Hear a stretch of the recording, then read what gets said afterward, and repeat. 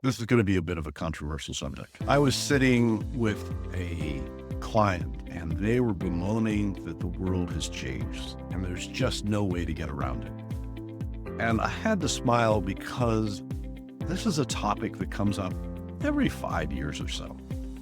And demographics change and things change, and absolutely, but it's the topic of email. Yes, email has changed quite a bit since it was first invented. It used to be that you'd open every email that you had. Now it's physically impossible to open every email, but it's one of the few ways that we're able to interact directly with our individual on a platform that we own. And that's pretty important. There's several others that you could do that, but emails, at least in the older generations, is still an effective form of communications. And in any business situation, it is an absolutely important form of communications. But it's important to understand that email is not necessarily working the way it used to. Just a quick conversation about what we should be worried about in email and how we should be looking at it.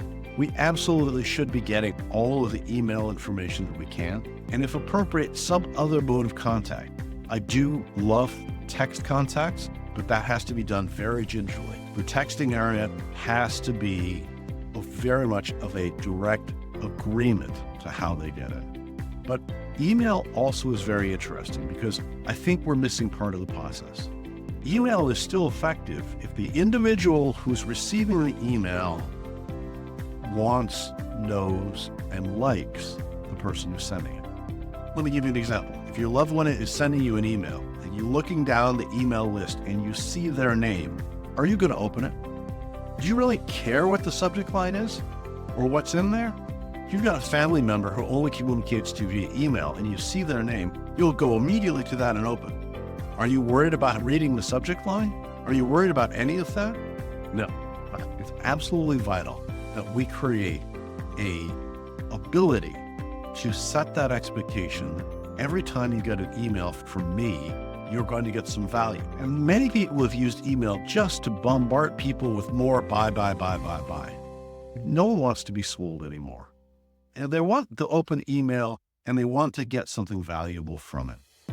And if you're seen as the individual who is providing value on a regular basis, then they're going to open the email. And they're going to open that email on a regular basis. And if they continue to get value, it'll be reinforced and reinforced. Not only will their email system know that you find it valuable, but you will as well. And to the point now where I have people who I get value for on a regular basis, I click on it, I don't even read the subject line because I know there's value there. Bombarding people with too much material is never a good thing. Giving them lots and lots of value and then occasionally offering them to move to the next level is very important. So when you're looking at email, it used to be that the subject line was the most important thing. I have to disagree. The most important thing in an email is who it's coming from. And if you've built the relationship with that individual to the point where they don't really care what the subject line is, they will always look at where it's from first and then the subject line. If you can get them to open the email, then are you providing them value? Have you given them what you said you were going to do on the subject line? And then have you given them what to do next?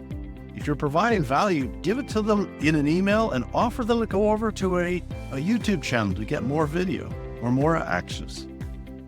One of the things that does is it reinforces not only this email system, but also reinforces teaching them that you're going to provide them information in the email and they're going to go somewhere else. So that when you ask if they want to move to another level, if they want to get closer to you, they're used to reading an email and going somewhere else. A classic example of this is a photographer I follow who's in Australia, and he provides content on a regular, consistent basis.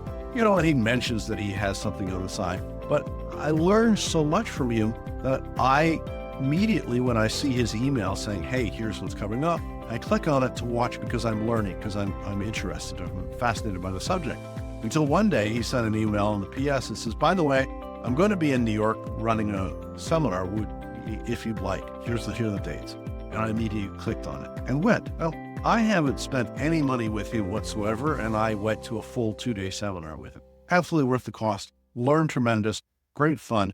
but I've already felt like I knew the person. And this is what you're trying to do with your emails as well as your information.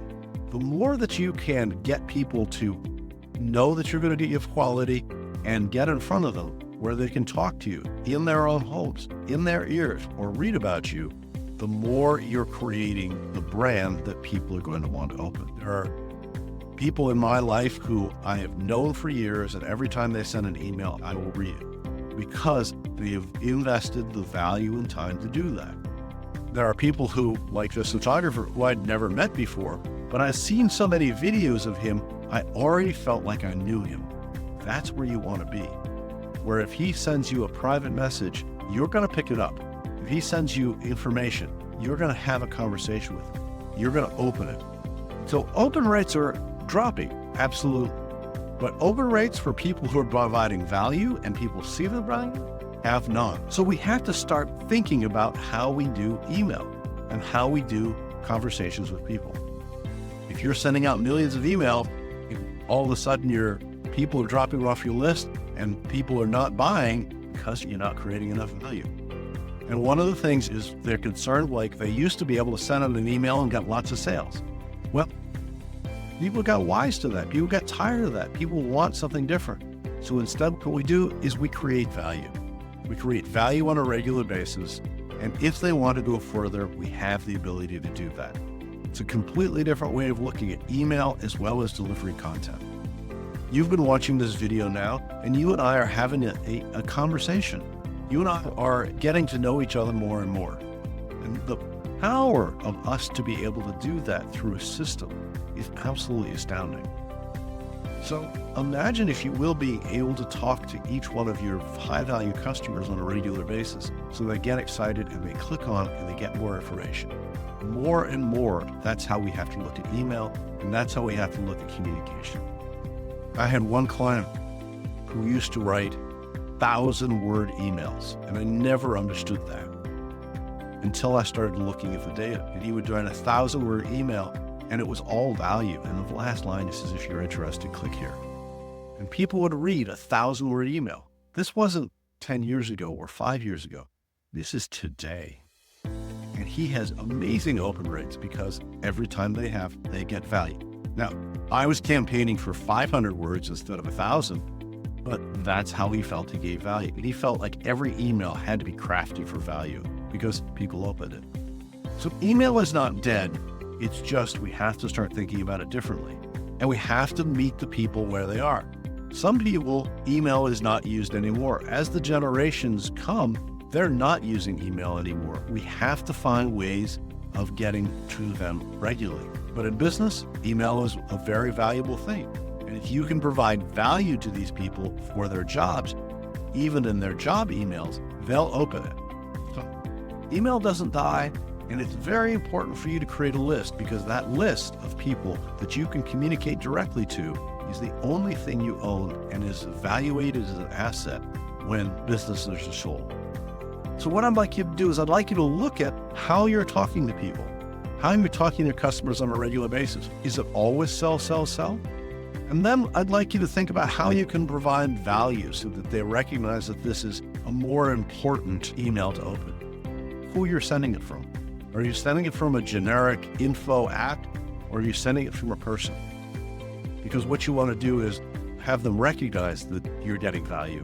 Have them recognize that you get value on a regular basis and it's coming from someone. What I'd love you to do is to take a look at that and understand how valuable your email list can be in a long-term strategy. So do me a favor, when you have a minute, put in the comments below your favorite subject line. These are always great to hear and things that got you to open.